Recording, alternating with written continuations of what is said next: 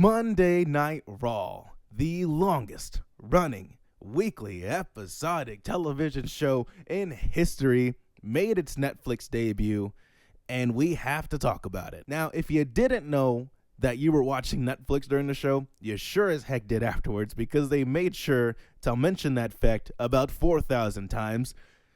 It was a lot. It was a lot. We got to talk about the show. We got to see what happened. They made it seem like a major show. There was a lot of hype, a lot of expectation. Did it live up to those expectations? Watch the video to find out. Tell me what you think too, because I could be way off from what everybody else thinks, and you might have a different opinion, and that is okay. So with that, let's go ahead and get into reviewing Raw on Netflix debut. We're going to talk about the good, the bad, and the Hogan. So to start the show, we get this beautiful wrestling package, kind of just going over the history of wrestling and where we came from and where we went and where we are now kind of thing, right? They use a lot of words like heel and face. So we're going to talk about that in a second. Overall, as a video package, amazing start to Raw. And if you're anything like me who's a lifelong wrestling fan, I guarantee you appreciated it, right? And if you haven't checked it out yet, I just recommend going ahead and checking it out. It's just a nice nostalgic watch. So it's a good start to the show, because as a lifelong fan, you're going to get something out of it. And as a new fan, which they were trying to obviously pull in with this, you get kind of the rundown of what wrestling is right there, what it is, where it came from, and everything that you should expect to see with this product. Great, amazing stuff. And then they had a giant curtain in the ring. Boom, that fell. And lo and behold, behind the curtain was Triple H. All right, so Triple H is there. Huge reaction. Everybody's super excited. I'm getting very pumped up watching this show. Great start. Keeps the momentum going. And Triple H does what Triple H does. He cuts an amazing promo, just kind of hyping the crowd up. Nothing special, just kind of the hit the boxes, hit the marks, right? Did the "Are you ready?" And then we continued on with the show. Overall, amazing start. A couple of things to note here is we had the reveal of the wrestling ring mat, which was covered in logos, although not too many. It wasn't too distracting for me. I know people disagree on that. The only thing that was kind of funny is like the Fortnite logo just smack dab in the middle of the ring, because, you know, just if we're trying to watch some kind of serious moment, it takes you out a little bit to see like Fortnite just right in the middle of the thing. But actually, after a while, I did get used to it. Wasn't a huge deal. So yeah, there was that. And also, going back to the use of wrestling terminology that technically does take the little bit of kayfabe we had left and kind of just throws it completely out there. People didn't like that. Some people didn't like that. Others didn't mind it. I'm one that didn't mind it. Like, it's been years now of us knowing that this product is predetermined, right? And we know that. And yet other people in the world of not wrestling think that we still think that it's real. And I could attest to this from my friends who still ask me. They're like, "Hey, did you know that they're not really hitting each other?" It's like, yeah, we've known that for years. So I'm a fan of it. It takes away the stigma right off the bat. Like Triple H said in the press conference afterwards, we're not hiding what we do here. I have no problem with it. They're actors at the end of the day. They're entertainers. They're athletes. This is just a show, right? Me personally, thought it was fine. So right after this, we had the return of the great one, The Rock. Okay, so he comes back into the stadium, gets a huge pop. Everybody saw it coming, but it's The Rock, right? You can't help but get excited in the building, especially, right? You just can't help it. He just has that magic, right? He's The Rock. And then he gets into the ring, and then he gets a mic, and he proceeds to talk. He go ahead and does his thing, right? He talks, and he talks, and he talks, and he talks, and yet he doesn't really say anything. Nothing really happens in this promo. It was kind of another corporate, kind of like Triple H, but I don't know. I like Triple H's more just for the start of the show. He's the head of the company, right? Head of the talent, whatever his title is. I don't know. But Rock comes out and cuts a very similar thing, throwing away the bad guy persona and just kind of talking, from the corporate side of things. Shouts out Cody Rhodes. which is, supposed to be a hated rival right now. Again, don't really mind that, but it is curious, like, where do we go from there? Like, do we just pretend that doesn't happen? Or do we kind of, is that what wrestling's going to be, right? Do we have things that are clearly marked as this is the story, and then we also have things that are marked as this is not part of the story, this is a person talking? Interesting. Very interesting food for thought. I have no idea what to think of it yet. But yeah, as far as the 2 segments go, this is probably the one I could have done without, or at least pushed it later. I've never been a fan of back-to-back talking segments, especially like this. It was about like 20 minutes, and we still haven't got any wrestling, which has always been a pet peeve of mine for Raw. It's why I don't really watch week to week. But that's Raw for you, right? Nothing crazy there. That's just kind of what it is. It's a show, and there's a lot of talking in the show, and there was only 4 matches on this show, right? So this is what you're gonna expect, right? You got to have a lot of filler to fill up the 3-hour slot that they were given. So yeah, little critique there, but we're gonna move on anyway. And then finally, The Rock leaves, and we get to some WWE wrestling. It was Roman Reigns versus Solo Sikoa in tribal combat, right? And which is pretty much a no disqualification match with guaranteed bloodline shenanigans, and we got just that. It was a slow match, right? Just like normal. It kind of started slow, it built up slowly, and then there was some interferences, there was shenanigans, and then it picked up at the end, and then we had the winner. So a very by-the-book tribal combat Roman Reigns style match. And if you like that sort of thing, you had a great time. If you don't like that sort of thing, you might have been looking for the remote at this point, right? But I thought it was good. I thought it was a solid match. It felt like this should have been the main event, but I understand why they started with it, and I understand why they ended with the Seth Rollins and CM Punk match. But nonetheless, another minor critique. Still enjoying the show at this point. Thought it was a solid match. What more can you say? Roman Reigns is super over right now. Everybody's in love with him. Only took 7 years, but here we are, right? Cheering the man that they wanted us to cheer this whole time. And so, yeah, Roman does pick up the win as expected. From here, I don't know where we go. I'm assuming they're going to keep the feud going. But yeah, as of right now, OTC, one's up. Roman Reigns, victorious. He is, of course, the tribal chief officially. Oh, yeah, and The Rock came back down to officially crown Roman as said tribal chief. So there you go. Rock just can't stay away, man. He has to come back a second time, and he did just that. Then we moved on to one of my favorite parts of the show, which was actually John Cena coming out to do a little promo. I am super excited for the John Cena farewell tour. I am the kid that grew up, right, with John Cena being the superhero, being the one that always wins. That was for the kids like me at the time who were watching wrestling, and he was indeed my childhood hero. So it is really, really something to see him come out and kind of start this thing, right? Start the farewell tour. It's going to be a wild ride.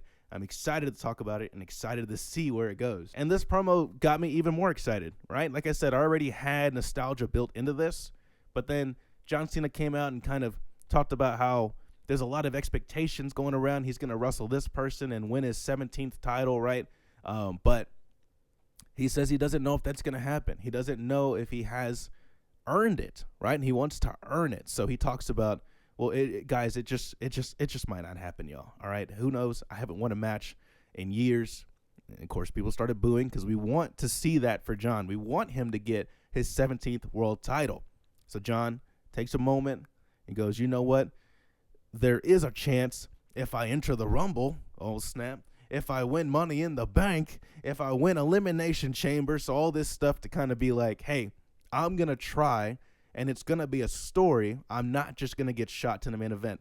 And I really, really like that. This is going to be a really, really great final storyline, not just match, but a final storyline for John Cena. And I think that's just a brilliant way to kind of exit the wrestling business. I'm just all in for that. So he ends the promo by indeed declaring that he will enter the Royal Rumble, and he says he's going to win it. Will he win it? I'm not sure. He might, but I feel like it would make sense for him to like run into some obstacles along the way of this journey, and then maybe like, because if he just swings it out of the park on the first try, it will be good, but it could be better. And I think with Triple H's long-term storytelling ways, it would be better for them to kind of hold off and like give him some challenges to overcome as he tries to chase this final world title. Anyway, super excited for the future of that. John's always great on the microphone. Super, super exciting watch. And the hits kept on coming, because right after that, we had the women's world title match with Rhea Ripley and Liv Morgan. And it was just a great match. To be fair, there was nothing special about it, right? Like nothing crazy happened. But you just can't deny that it was time for Rhea Ripley to finally get the title back, right? The one that she never even lost. It's been a really great storyline with Liv and Rhea. I know people have said it's dragged at times. I will agree with that. It has dragged at times, but it's also had amazing moments, and Dom has added a lot to it as well. The whole kind of stealing your man kind of thing, right? Adds a lot to the story, and we just makes you want to root for Rhea Ripley even more, right? So seeing her finally get not just revenge, but her actual title back was just an amazing thing to see. And like I said, nothing crazy happened. Dom and Raquel did get involved a little bit to let Liv hit Oblivion on the chair. That didn't work. And then Rhea goes on to hit the Riptide twice in order to pick up the win. And again, she is the champion, rightfully so. Great match, solid match. Yeah, had a good time with this too. Raw is just rolling all along. And then after that, Undertaker makes an appearance, which was kind of random, but all in all, pretty great, right? It's always nice to see the Undertaker. Could I have done without that? Probably. And then look. Hold on. I love the Undertaker, but I'm not the biggest fan of wrestling. Always having to bring out like a star from the past whenever a current star gets an accomplishment, right? I just don't think it's necessary all the time. You know, it's a nice little like nod, I guess, but also kind of takes the spotlight away from the person who just won the belt. So mixed feelings about that. It's nice to see him there. But yeah, could have maybe done without that part too. Then we switched over to some more wrestling. Jey Uso took on Drew McIntyre, and Drew McIntyre is trying to take out everybody associated with the bloodline. He has beef with all of them. All right, so that's kind of what this match was. And and then Travis Scott also appeared, kind of just down the ramp. I'm not a Travis Scott fan, so didn't really do much for me, but if you are, then you probably had a great time with that. All in all, great entrance, as always, from Jey Uso. Super hype. Would love to be in the crowd for that. I bet it would be awesome. And it was a good match. I do have to confess, like, look, Raw is very long, and I had just gotten off of work and watched it a little later in the night, and I did maybe, sort of, kind of, fall asleep a little bit during this match. No hate to the match, but just at this point, got a little sleepy, and I did fall asleep. So I missed a little bit of it. And when I woke up, I was shocked to see that Jey Uso actually won. That was crazy. So Jey Uso picks up the win over Drew McIntyre. What does that mean for the story? Well, it means that Drew has another hurdle to jump over, right? So we're going to see where that goes. I have no clue where it's going to go. The match itself was pretty good. Like I said, it put me to sleep a little bit. So that's something. We're going to throw that in as like, that's a little something to think about. But I can't hate on it too much. It was just a fine match. Out of all the matches, though, of the ones that felt like it kind of didn't deserve to be on the show, that's probably going to be the one that had the weakest appeal to it and kind of the weakest action. But, you know, it is what it is. Would I have rather maybe have seen the women's Intercontinental Championship match that we're going to see next week here? Yeah, maybe. But then again, you got to save stuff for the next time and the next time and the next time, right? So, whatever. It was good. It was fine. And then quite possibly the most memorable thing of the entire show happened, and that was Hulk Hogan coming out and officially just telling us all that Hulkamania is officially dead. It's over. It's done. I don't know how he's going to come back from this. It's crazy. First off, Jimmy Hart comes out and is waving the big old American flag. and you can already tell there's some rumbles as the Hulk music hit. When his music hit, I thought I did hear like a slight like pop, and that might have just been like it's just in the fans, right, to just kind of pop when they hear music that they recognize. But quickly, like in literally 2 seconds, that changed, and all I heard was boos whenever Hulk Hogan came out. And boy, did they get louder, and they did not relent. It was wild to see. Yeah, Hulk Hogan comes out and he starts talking, and he's like, "Yo," and then they're like, "Boo," and he's like, definitely shocked, and he's trying to get through it. You can tell he's a little shaken up.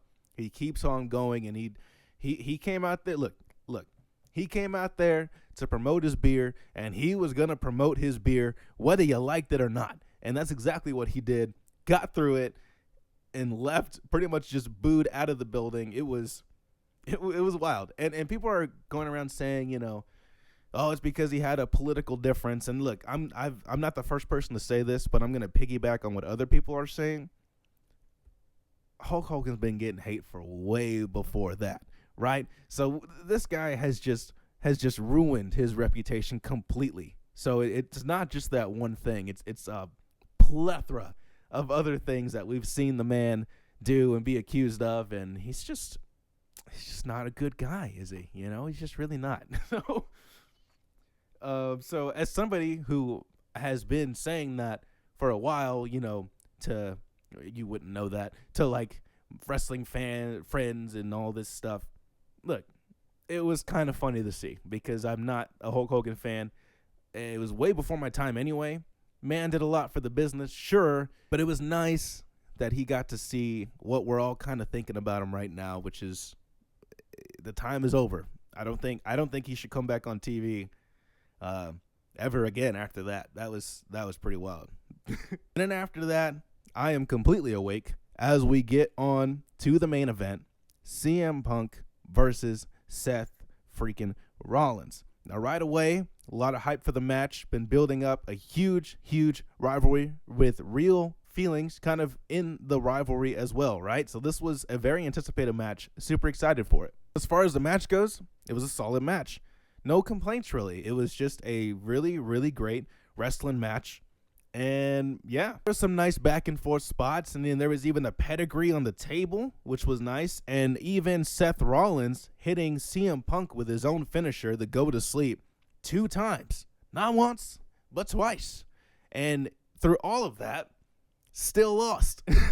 So kind of predictably, again, CM Punk does get the win over Seth Rollins. And Seth Rollins he's just got to be one of the most selfless guys in the business, right? All I remember from this man is just being on his back constantly. He is not afraid to lose the big matches in order to uplift the other person, right? So shout out to Seth Rollins, who's also one of my favorite wrestlers, and CM Punk, who's another one of my favorite wrestlers. Just 2 top guys having a top tier match. What more can you say? After watching it, I do still think you could have maybe even switched this one. Now, this might be crazy. Hold on. Hear me out. This might be crazy. You could have switched this match, the CM Punk one, with the Tribal Combat, and I think it would have been pretty cool, right? To start with like a blood feud like this, and then work our way up to the Tribal Combat with the shenanigans and really just kind of milk that, kind of like we're ending with "this is WWE," right? Kind of thing. But either way, it was a great match. Like I said, CM Punk won. And then that was pretty much it. Overall, what do I think of the show?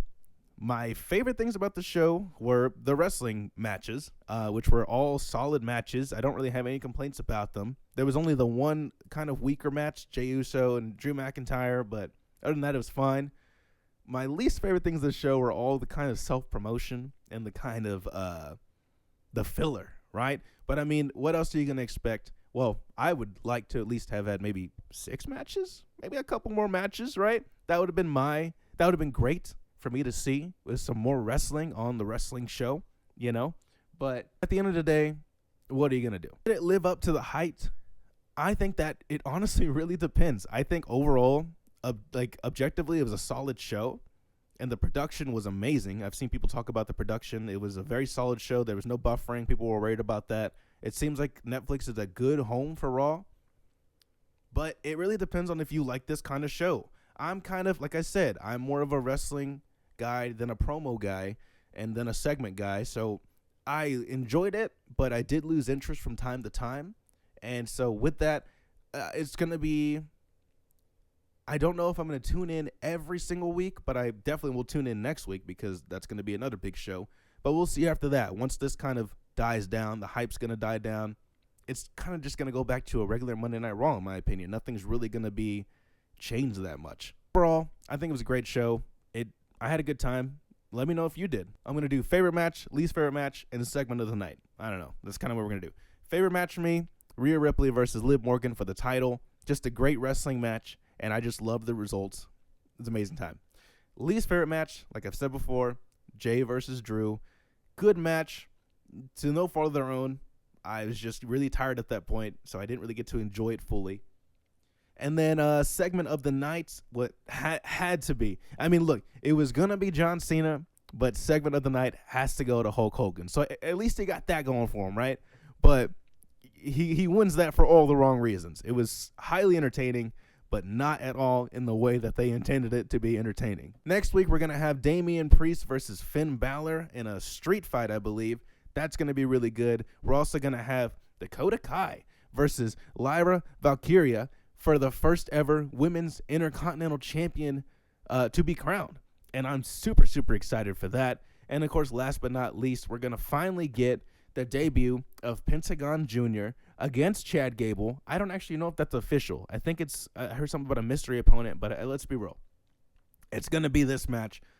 I couldn't think of a better opponent for him to debut against. That's just going to be such a great match. Overall, really, really exciting things to look forward to next week. I'm going to try to get that episode out sooner because it's already Thursday or Friday or something like that, depending on when I get this edited and done. But nonetheless, I hope you enjoyed. I had a good time. Let me know what you think. Let me know what you agree with. Let me know what you disagree with. Let's have a nice talk about wrestling because at the end of the day, that's all we're trying to do here is just have a nice chat about one of, in my opinion, the greatest entertainment platforms in history. So with that, see you next time.